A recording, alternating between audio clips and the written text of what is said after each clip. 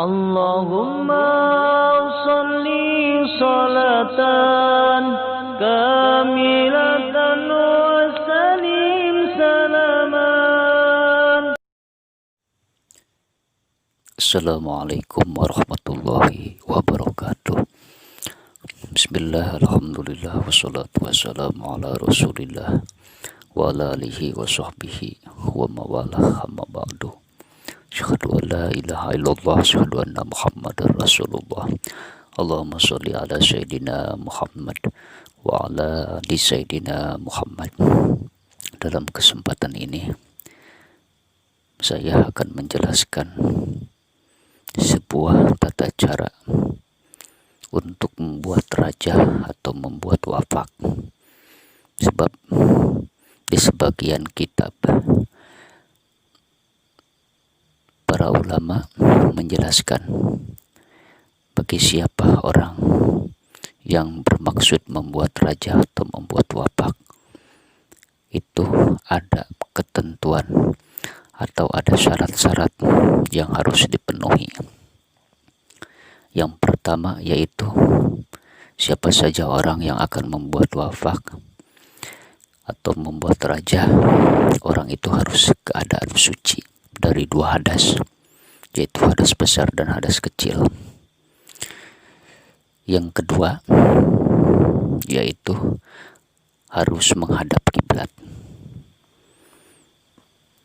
Jadi ketika orang itu mau membuat wafak atau raja, orang itu harus menghadap ke arah kiblat. Jadi tidak boleh menghadap ke selain arah kecuali menghadap ke arah kiblat. Yang kedua,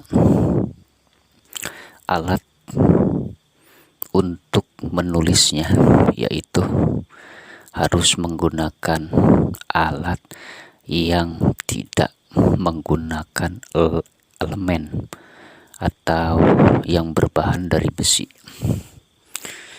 Misalkan pulpen yang dibuat dari besi, atau alat untuk menulisnya misalkan dimasukkan ke dalam tinta, terus ujung buat alat menulisnya yaitu ada besinya, itu nggak boleh. Yang dimaksud para ulama di situ harus menggunakan balpen atau pena yang tidak dibuat dari bahan besi. Sebaiknya bagi orang yang akan membuat wafak itu harus menggunakan semacam spidol. Spidolnya yaitu kalau bisa yaitu berwarna hitam. Yang seterusnya, ketika orang itu menulis wafak tidak boleh berbicara. Jadi maksudnya selama menulis wafak atau menulis raja, orang itu tidak boleh berbicara.